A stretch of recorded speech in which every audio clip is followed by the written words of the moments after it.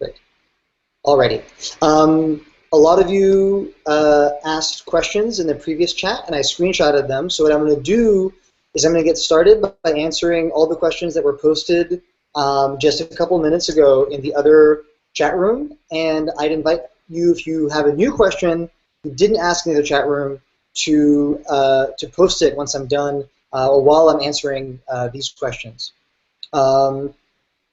We still have people connecting, so I'm going to, let's say we'll start in 1 minute. And as a manner of introduction for everyone who's here, my name is Jeremy. I'm one of the founders of Make School. I am taking this call at home. I have a really nice view of San Francisco right now, and I'm excited to answer any and all of your questions about Make School.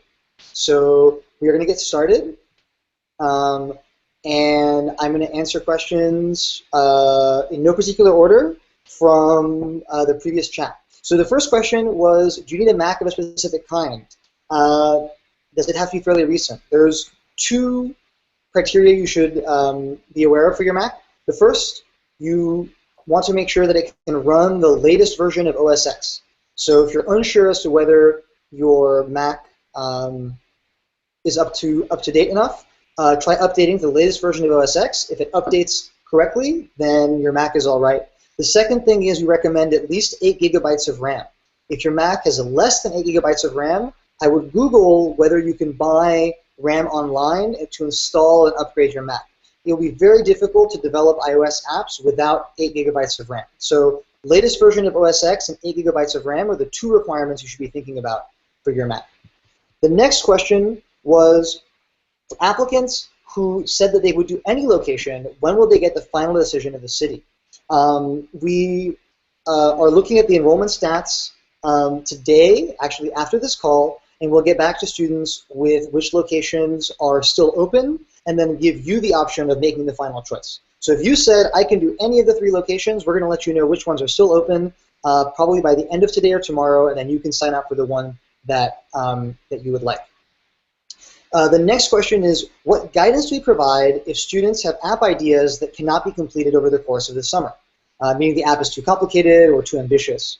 Our instructors have professional backgrounds. They've been developing iOS applications and have been working at other companies before Make School as iOS instructors. And so what we have a lot of collective experience doing as a team is helping students identify what a subset of their total vision might be completed or that we could still release at the end of the Summer Academy. So the goal would be to really find a marketable, functional app idea that is something that can be finished within the 8 weeks, but that still can be expanded upon to achieve the original vision of the student. If the student has we hold many brainstorming sessions at the beginning of the program, one-on-one sessions with instructors, and provide a lot of opportunities for students to get feedback from their peers and from us as they craft their app ideas. So this is a big part of the program, is actually helping students figure out how to get their ideas down to something that you can actually finish by the end of the 8 weeks and submit to the App Store. The next question is, if Apple releases a Watch SDK at the Worldwide Developer Conference next week, will we include it in the curriculum for the program? And the answer is we certainly will start building tutorials based on it. We will make those tutorials available to students, and it will likely be made available as sort of an optional extra thing that you can do. Now, the timing is interesting because it's going to be this exciting new thing that we're all going to want to build things with, but we may want to make sure it doesn't distract from the ultimate goal of actually releasing something to the App Store. And so we're going to be advising students to take a look at it, play around with it on their own time, but to have a main project idea that does not involve the Apple Watch. What we often find is that there's unexpected challenges with developing on new technologies. And if something is announced next week, the amount of sort of documentation online that developers will have access to if they run into any sort of issue will be limited, because people will only have been developing on it for a week or two before students arrive. And so even though we might make some materials available for students to look at and you'll be more than encouraged to work on it on weekends or at hackathons you attend this summer. We would encourage you not to make a watch app over the course of the 8-week summer academy. Let's see the next question. The next question is, same question, taught how to optimize applications for the Apple Watch. Same answer. We'll have some materials available. It's not going to be a focus. If you have an Apple Watch, certainly you will be given access to materials that will allow you to make apps for it. What is the address now? The address for the New York school is 516 West 20th Street. If you're in New York City, that's in Manhattan, and it is close to the High Line Park in Manhattan. So that's a sort of point of reference as to where in Manhattan it is. Quite accessible public transit, a good location, and we're very excited about it. The next question was, how do scholarships work? And the answer to that is we are giving students decisions about the next round of scholarships today and tomorrow. This may not be the final round, but you will hear back from us in some way, shape, or form if you've applied for a scholarship by tomorrow. And the scholarship may not be as big as you would like, but this year we've deployed hundreds of thousands of dollars in budget to offer scholarships, and are going to be offering every last dollar of that budget, and actually have made a commitment to go over budget this year to accommodate more students. So we're likely to give out more scholarships than we originally planned, but we have a lot of students applying. To give you an insight into our scholarship decision-making process, we have a lot of data from students last year on what students' financial situations were like, both income, savings, other students in college or siblings in college, things like that, and what amount students were able to pay. And we've been requesting information from students this year, so if you've applied for a scholarship, you know that you had to send us financial information. If you haven't applied yet, on your dashboard will be listed which documents we want you to send in. We use these documents to get an idea of your financial situation, to compare it to students from last year, make a determination as to what it would be reasonable for you to pay as compared to what students last year have paid given their financial situation. And we've given partial scholarships all the way up to near full scholarships, depending on student situations. And you will hear back from us by tomorrow. Another question was, will there be free food? The answer this year is no. The food that we provided last year was a common source of complaints and anonymous feedback. Students were simply not satisfied with the food we were providing, and it took a huge chunk out of our budget.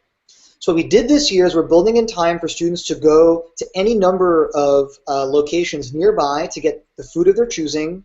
This will accommodate all dietary preferences because each location has food accessible to it that is vegetarian, that is vegan, that is kosher, and it allows us to take the money we spent on that food and put it towards scholarships instead.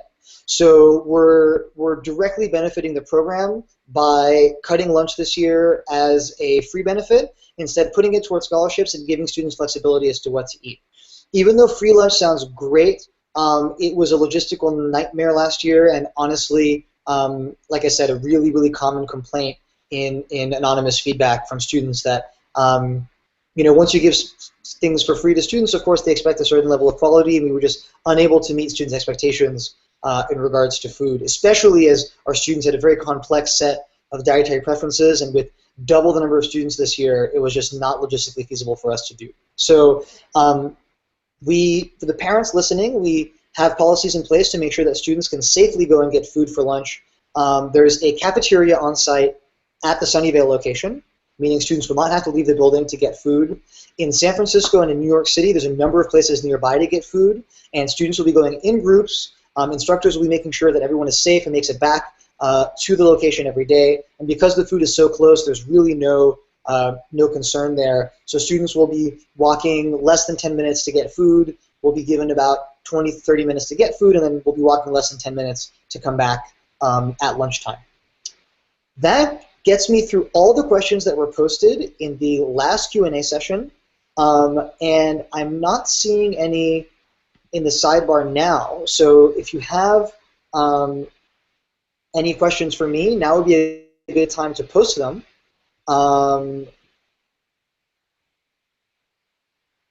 Dan, are you seeing any questions? I'm not seeing any questions yet. Did we get more funding? Yes, we did. Make School recently closed a new round of investment that has not been publicly announced. We would please ask our admins to not discuss this publicly, as it is not public-facing information. But we raised another round of financing, and you may be interested to know that a good number of our investors are from Japan. So a lot of the top investment firms and corporate venture capital funds in Tokyo have invested in Make School, as well as a variety of education-focused and social good-focused investors in the United States. So this happened just a couple of months ago, and allows us to ensure, of course, the success of the company, but in particular is what we're going to be needing successfully run the 2-year program that we've announced. And for those of you who are only applying to the Summer Academy, we are also running a 2-year program that students can do instead of college. We have students who are coming from schools like MIT and UCLA to attend the program, and then we have students who are coming straight out of high school, and the additional funding we've raised is primarily going towards running that 2-year program. Let's see, what other questions do we have? Housing prices in San Francisco. We have a Facebook group that is posted on the admin Facebook group that is a secondary group just to discuss housing. That group is where you would go to find out more about rooms that are being made available, but also potentially to get matched to a host family if you qualify, and to connect with the members of our team who are sort of the housing experts. Housing in San Francisco is unfortunately the most expensive in the world, with the possible exception of like Hong Kong. What this means is getting your own 1-bedroom place will be expensive, in the thousands of dollars a month. A shared room can be more reasonable. So if you're looking to share your room with one other person, you can find places where you can pay as low as $1,000, but I would budget about $1,500 a month for a shared room. If you want to connect with someone who can give you more information on housing, Nikolai is your guy. Nicolai at makeschool.com is the gentleman on our team who can answer all your questions, who also runs the Facebook group just for housing. So the first step, if you're still looking for housing, is join that Facebook group that is posted on your admin's Facebook page. You might find a much, much cheaper room that is being offered by another admin who's local to the center, and you might not have to look for housing on the normal, sort of open markets, which could be more expensive. Another question. Oh yes. So I answered this question at the beginning of the chat, but if the question is again, if you want to get want us to pick which location for you to go to, when will we get back to you? The answer is tomorrow. Do we assist you in getting an internship or full-time employment? And the answer is not exactly. So we run 2 sorts of programs that might help you get internships. We have a talk on polishing your resume, on how, what you need to learn to get a career in software engineering, and how past students have gotten careers in software engineering as a result of the Summer Academy. We also run a demo day event at the end of the program where we invite recruiters who will connect you to, or rather, who will meet you and look at your apps on that one day. What we don't have is a career services department. There is no one on our team who is going to be helping Summer Academy students connect with employers after the program ends. So it's your job to proactively reach out to employers, apply for jobs, apply for internships. We have alums who have been tremendously successful. They've gotten internships at Facebook, at Apple, at Dropbox, at Square, at a bunch of wonderful small startups after Make School, and they use what they learned at Make School to get those internships. They tell us that we were very helpful in getting them those opportunities, but we are not going to be connecting you proactively. We do, however, have a career services department for our 2-year program. So if you're participating in our 2-year program, we do assist you in finding a job and connecting with recruiters and employers and so on and so forth. Let's see. Let me look at some more questions here. James is asking, how much does attending the Summer Academy help your chances in getting to the 2-year program? It helps tremendously. If you were not accepted into the 2-year program the first time you applied, the Summer Academy is your final chance to get in. We'll make a second and final decision 4 weeks into the Summer Academy as to whether you're accepted in the 2-year program, and we expect that anywhere from 30 to 50% of all students in the 2-year program will be selected from the Summer Academy. Now, if you reverse those numbers, only a very small percentage of Summer Academy students will get into the 2-year program, but it greatly increases your chances if you're already applying. Will you get an email saying you didn't get a scholarship if you did not receive one? Yes. By tomorrow, if you have applied for a scholarship, you will know what the situation is, whether you got one or not, or got a partial one. You will hear back from us by tomorrow. Let's see. What are other questions? I'm going to look, in the chat window, how many students and instructors we have at each site? Depending on the location, we will have between 60 and 90 students and between 6 to 9 instructors. So the ratio of students to instructors will hover at between 1 to 10 to 1 to 15, depending whether you're in the apps track or the games track and which location you're at. Isabella asked what percentage of Summer Academy students will go on to do the 2-year program. Let's see. Less than 10% of Summer Academy students will end up going to do the 2-year program. That's just, unfortunately, the 2-year program is very selective. Our overall admit rate, depending on how things go, since the application deadline for the 2-year program is another month and some away, but we might dip below 5% total admission rate to the 2-year program. And certainly it's looking like we're going to be below 10% total admission rate. That being said, we have a very awesome group.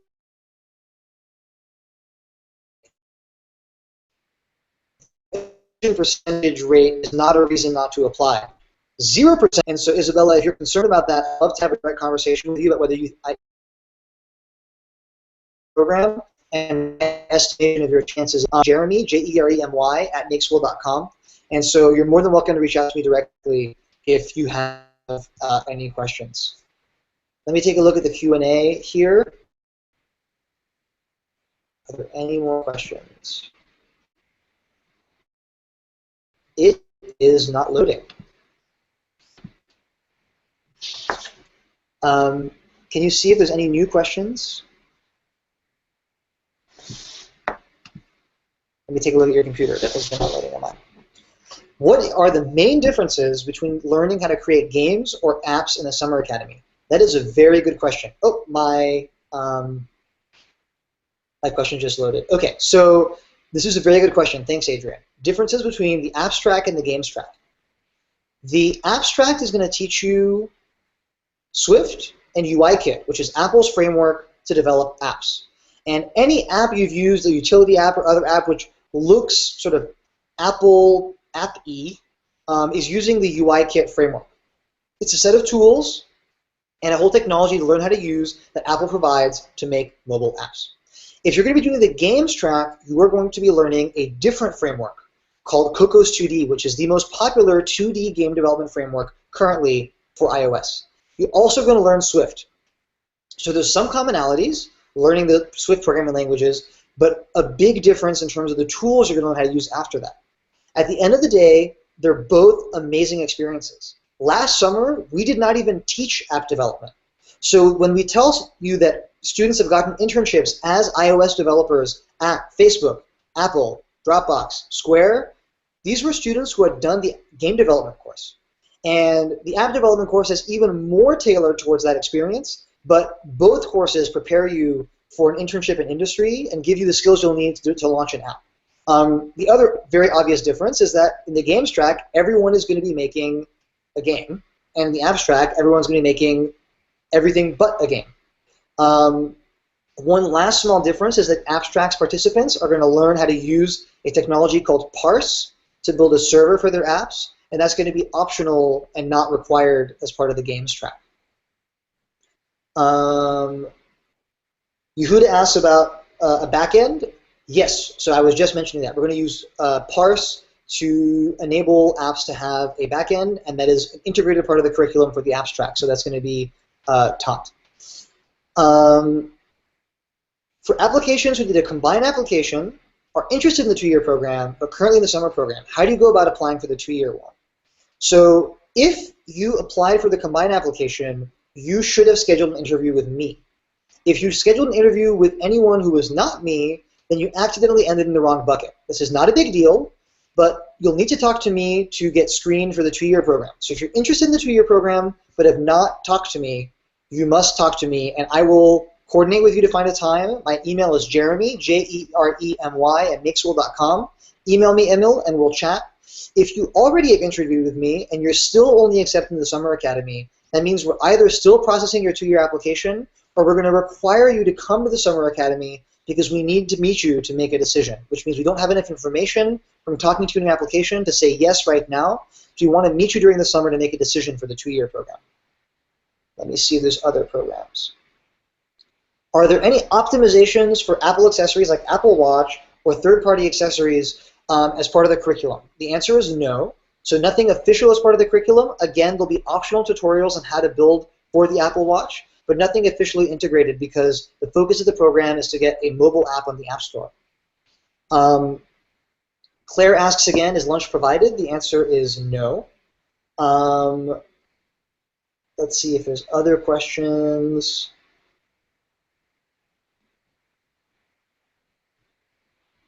If you already have an interview, will we be willing and able to help you over the summer for that interview? It depends on what aspects. We're happy to help you talk about iOS concepts and study up for the interview. We are also happy to give you advice on your resume. And during the program, you might be able to book an office hour with an instructor to do a mock interview. We just don't have a department that is there to help you after you finish the Summer Academy. But remember, if you already have an interview scheduled during the Summer Academy, we try to help you out and help you practice. Do we provide assistance with applicants' tilt campaigns? Yes, we've been circulating tilt campaigns with some folks who have backed tilt campaigns last year and tried to make noise as much as possible. But statistically, we know from last year that the majority of contributions from tilt campaigns come from friends and family and personal supporters of the students who have started the tilts. Let's see. Are there any other? For the 2-year program, are there full ride scholarships? The 2-year program is not tuition-based. We actually charge you a percentage of your salary after you graduate and the money you make in an internship between your first and second year, which means we don't provide scholarships, but we also don't charge you until you get a job.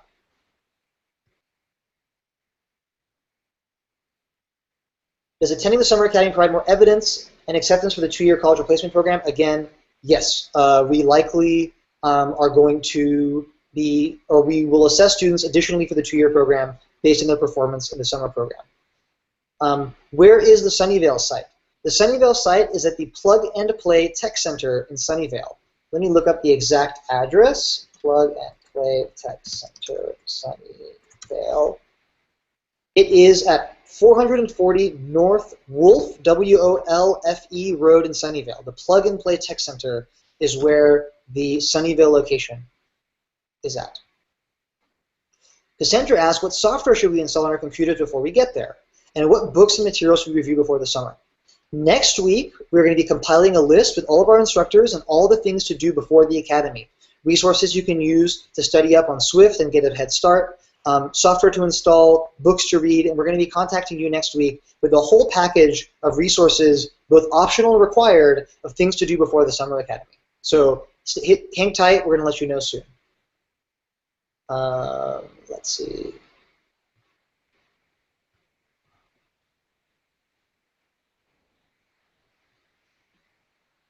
This looks like all the questions. I should also point out 2 important facts that are common questions that people did not ask. The first is that the 2-year program is currently not open to international students. You must be a U.S. citizen or permanent resident to participate, and this is not something that is a restriction that's coming from us. We want to accept international students, but it's a visa restriction and regulation from the U.S. government.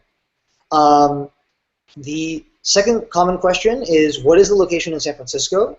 And we're actually in the middle of an office move, and we're hopefully signing a new lease tomorrow. And we will be emailing everyone. It's going to be in the same neighborhood, within walking distance of our original office. So you don't have to change your plans or anything. We're going to update you with the final location next week.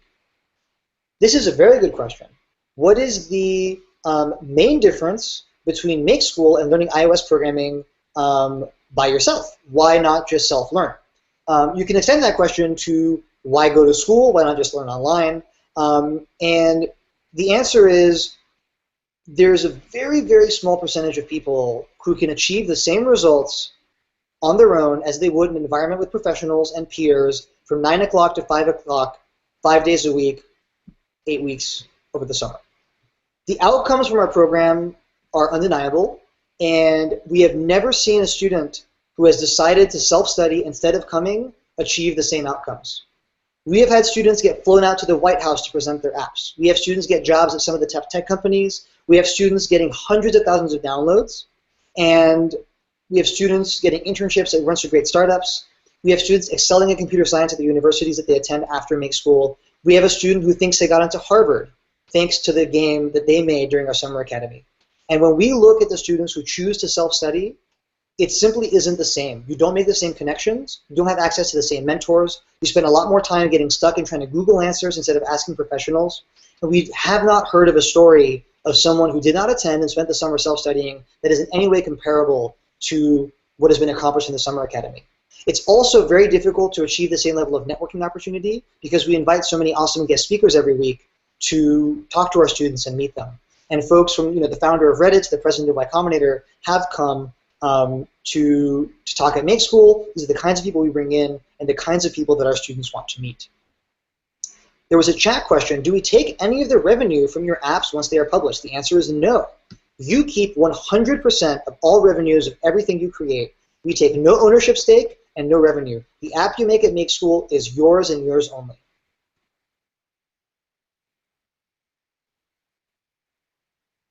I think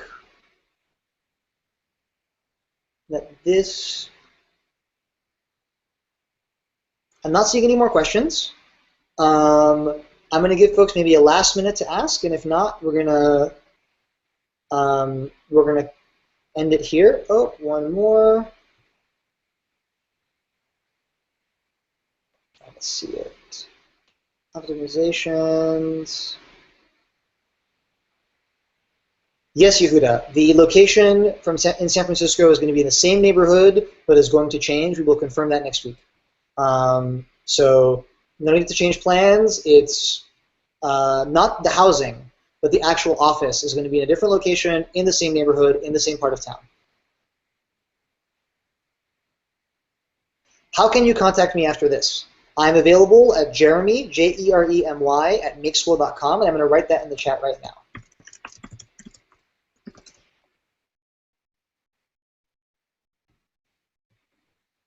We'll also email it out. I think that ends. Oh, let's see.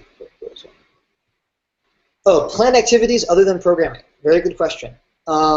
We have guest speaker sessions.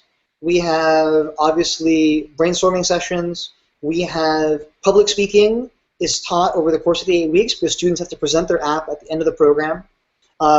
We do a writing workshop, both on like how to craft a resume, but also how to sort of write a blog post about your experiences and things like that. We have weekend activities that students can optionally join in on that our team are already participating in. So we like our students to sort of get engaged with the city they're in. We have members of our team who go play soccer or football over the weekend, and students are invited. We go climbing after hours, and students are invited. We do game nights every week where students can stay late and play board games with each other. We do workshops on design. We do a good number of exercises in the first week to start brainstorming ideas, learn about app and product design, and just get to know each other. So there's quite a bit of non-technical content over the course of the summer, and students have a lot of fun. I mean, it's really, when you come in, it's very surprising. Software engineering is such a social endeavor because you're never building your app in a vacuum. You're building it to please other people, and so there's so many activities built in that involve having to talk to other students, to test with them, to get their feedback, that when you walk into Make School, it's very rarely that quiet. It's a lot of conversations, a lot of brainstorming, thinking, activities, and a lot of fun. I'm going to take, do students design their own sprites? So I'm going to take the last two questions. Isabella, very good question. We point our students in the direction of online resources that have collected a variety of game art and app UI so that you don't have to design your own if you don't want to. And because the App Store has been around for so long, there's now so many resources available online for very cheap. We're talking about $5 to $10 can get you an icon set, a menu set, or a character set for a game that is professional quality. And so with just a few dollars, you're able to get what you need online to make your app look polished. And so if you don't want to design your own sprites, you don't have to. And last year, most students used sprites and art they found online. And now for the last question, is an 11-inch MacBook Air too small to work on? We've had students do it before. It's small. It's not too small, but what you can do is you can bring a monitor to Make School that you can leave at the location, and we'll safely lock it away then every day. So if you want to bring something to plug into your 11-inch MacBook Air and have a bigger screen, we would definitely recommend that. 13-inch and above, we've seen students spend all summer no problems. We have students who do 11-inch and who love it, but it's really up to you. And you'll have a sense in the first week of whether it's getting a little bit burdensome. Some people are just really good at working on small screens and others aren't. And I will close by answering the off-topic question from David that I like, which is, what made you want to found Make Games With Us, which is now turned into Make School. For those of you who don't know, the company used to be called Make Games With Us up until last summer. And the story goes like this. My co-founder and I both met in computer science class in high school. We're in the first generation of students who had the App Store in high school. It came out while we were in high school. We were the first generation of high school students to have iPhones, Android devices, and to appreciate the value of the App Store. And we both independently launched an app. He did at the end of high school, I did at the very beginning of college. And we both got tens of thousands of downloads in a relatively short period of time. We ended up waking up in the morning, and we had a choice. We could work on the app that had tens of thousands of users who were finding bugs and asking us to fix them, who were writing us good reviews and encouraging us to add more features, who were asking us to send them updates, and who in general were motivating us to keep engaged with this product and make it better. So that was one option. And the other option was to do our homework. And what became unbelievably clear to us is that when you build something that real people are using, it is so automatically exciting that you get motivation to work on it just from the sheer excitement of having a product you can show others that is a real thing on the market that people are using. And so we had an epiphany. We realized that computer science is a discipline that is uniquely positioned to be taught in a project-based way, where everything you learn can be framed in such a manner that when you're learning it, you're also producing something that others can use. That's much more exciting than grades or tests or homework. And so even though we understand the importance of school, we really respect it, and in our 2-year program, we actually teach a lot of the mathematical and theoretical fundamentals behind computer science. We do it in a project-based manner. And so the short answer to your question, David, is we found a learning style that worked for us, building products. And we wanted to bring that to as many people as possible. And so we started with 35 students our first summer, and it's essentially been doubling every summer up until now. This is actually the 4th summer academy we're going to be running, and we're very excited for that. And the 2nd time we're running it in New York City. So that is the end of our Q&A session.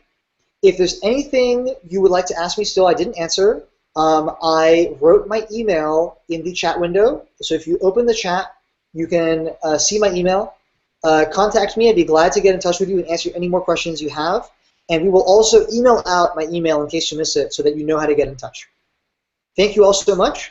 And for those of you who didn't log on in the beginning, I just wanted to show you what a beautiful day it is as the summer is beginning in San Francisco. Let's see if we can get a view. That's the city right there. And it's really exciting to get a chance to meet you all. I personally am going to be spending the majority of my time in Sunnyvale, but I'm going to be visiting the San Francisco location and the New York location, so all of you are going to get a chance to meet me. I'll be giving lectures at all 3 locations, and I cannot wait to get to meet you. And with that, I think our broadcast is done.